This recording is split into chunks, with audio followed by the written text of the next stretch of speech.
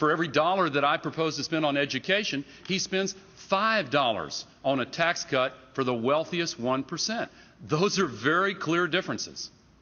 Governor, 1 minute. Man's practicing fuzzy math again.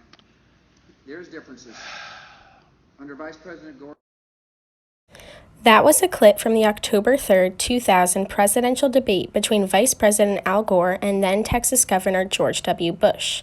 Notice that sigh at the end there? It may seem harmless to some, but it very well may have cost Gore the presidency. Okay, that's a bit of an exaggeration, but take a look at this.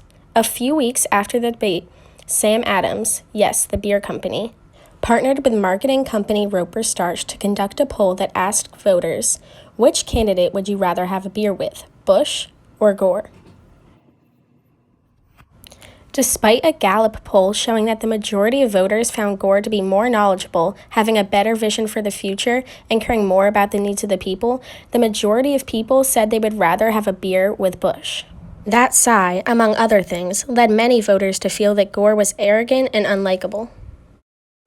And although it was hotly contested, Bush then went on to win the presidency. This all has to do with what political scientists refer to as the likability factor.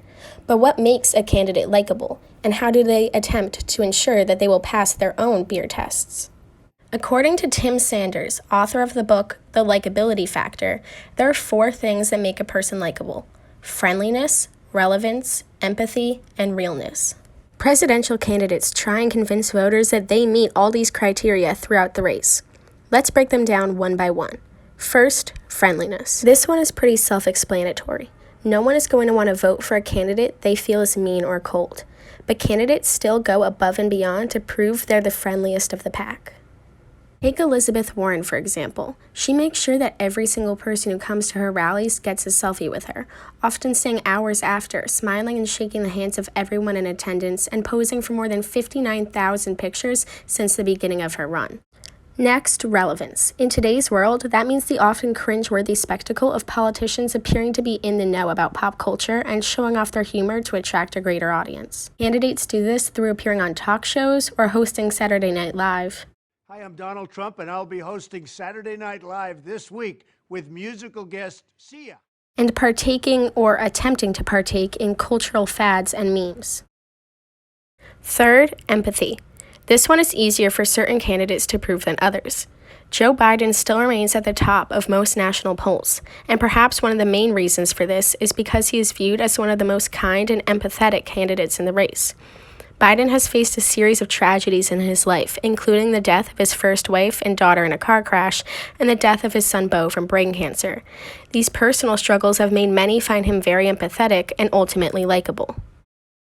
Finally, the 4th component of likability, according to Sanders, is realness. Voters don't want to see a candidate who appears too rigid or too calculated. They want to see humanity in candidates. We've endured too many of these tragedies in the past few years. And each time I learn the news, I react not as a president, but as anybody else would, as a parent. One 2020 candidate who focused on portraying an image of realness is Beto O'Rourke. With his shirt sleeves rolled up and often wearing jeans, Beto wanted to portray an image of a common man of the people. Another way Beto attempted to show realness and humanity was through the multiple times he cursed in frustration throughout his campaign, like when he called America's lack of action on gun violence effed up after the shooting in his hometown of El Paso. Averaging about 300 mass shootings a year. No other country comes close. So yes, this is f***ed up.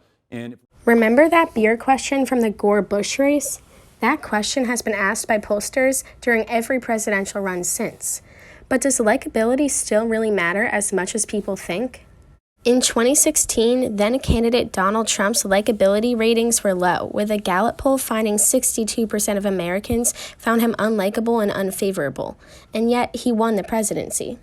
And, of course, likability is subjective. A candidate that I find warm and friendly, you could find annoying and arrogant. The question of how much likability truly matters remains up for debate. But we know one thing for sure.